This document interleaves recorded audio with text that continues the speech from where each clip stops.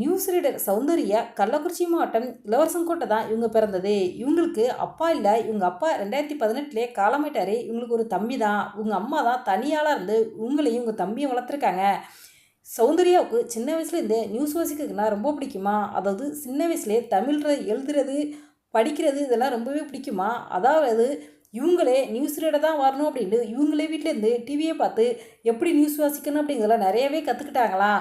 அதுக்கப்புறம் news reader ஆகணும் அப்படின்ட்டு பல ஆடிஷனில் கலந்துக்கிட்டு அதுக்கப்புறம் தான் செலக்ட் ஆனாங்களாம். அதாவது இவங்க அப்படி பழகினால தான் இவங்க மற்றவங்களுக்கு ஒரு முன் உதாரணமாகவே இருந்திருக்காங்க.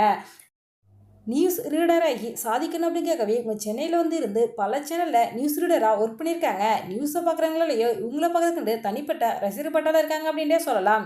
அதாவது சௌந்தர்யாவுக்கு கடந்த ஒரு வருடமாக உடம்பு சரியில்லையா, அதுக்கு ட்ரீட்மெண்ட் பார்த்துருக்காங்க. பல ஹாஸ்பிட்டலில் போய்ட்டு ட்ரீட்மெண்ட் பார்த்துருக்காங்க. எதுவுமே சரியா இல்லையா. கடைசியில் டாக்டருடைய சஜஷன் படி தான் இவங்க கேன்சர் டெஸ்ட் பண்ணியிருக்காங்க. அதில் பார்த்தா இவங்களுக்கு பாசிட்டிவ் வந்துருச்சு. அதை பார்த்தோன்னே இவங்க ரொம்பவே அதிர்ச்சி ஆகிட்டாங்களா. அதுவும் கேன்சர் 4th ஸ்டேஜில் இருந்திருக்கு.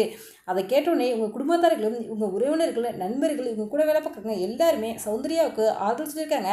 ஆனால் சௌந்தர்யா அவங்கள ரொம்பவே தைரியமாக நான் இதுலேருந்து மீண்டு வந்துடுவேன், நான் திரும்ப வந்து செய்தி வாசிப்பேன் அப்படின்னு யாரும் ஃபீல் பண்ணாதீங்க, எனக்கு சீக்கிரமே சரியாயிரும், நான் குணமாகி வந்து திரும்ப என்னை நீங்கள் டிவியில் பார்ப்பீங்க, நான் நியூஸ் வாசிப்பேன் அப்படின்னு ரொம்ப நம்பிக்கையாக இன்ஸ்டாவில் சொல்லியிருந்தாங்க. இவங்க எப்போவுமே சோசியல் மீடியாவில் ஆக்டிவாக இருப்பாங்க. பாசிட்டிவான கருத்துக்கள் வந்து சொல்லிட்டு இருப்பாங்க. கலகலப்பாக பேசுவாங்க. எப்போவுமே யதார்த்தமாக தான் இருப்பாங்க. எல்லாத்தையும் அன்பாக பழகக்கூடியவங்க. சௌந்தர்யா உங்களுக்கு பிளட் கேன்சர் அப்படின்னு தெரிஞ்சோடனே அவங்க அம்மா இருக்க நகை பணம் வீடு எல்லாத்தையுமே விற்று ட்ரீட்மெண்ட் பார்த்துருக்காங்க. அப்பவும் சரியாகலை. கடைசியில் உங்களுக்கு சர்ஜரி பண்ணணும்னு சொல்லிட்டாங்க. அதுக்காக பண உதவி கேட்டு சௌந்தர்யா தன்னுடைய இன்ஸ்டாவில் ஒரு போஸ்ட் ஒன்று போட்டிருந்தாங்க. அந்த போஸ்ட்டை பார்த்தது பத்திரிகையாளர் சங்கத்திலேருந்து முதல்வர் ஸ்டாலின் அவர்களேருந்து செய்தி வாசிப்பாளர்லேருந்து மீடியா நண்பர்கள் என பலரும் சௌந்தர்யாவுக்கு பண உதவி செஞ்சு ட்ரீட்மெண்ட் பார்த்துக்கிட்டு இருந்தாங்க.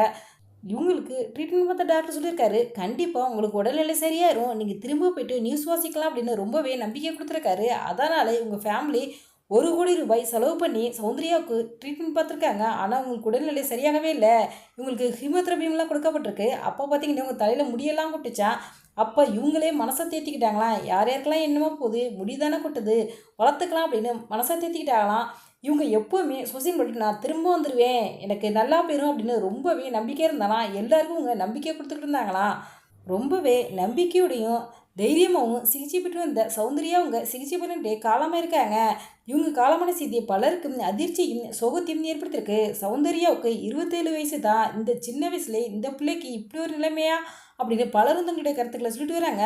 சௌந்தர்யாவுடைய குடும்பத்திற்கு பலரும் தங்களுடைய ஆழ்நிலைகள் தெரிவிச்சுட்டு வராங்க. எங்களுடைய சேனல் சார்பாக ஆழ்நிலைகளை தெரிவித்துக் கொள்கிறோம்.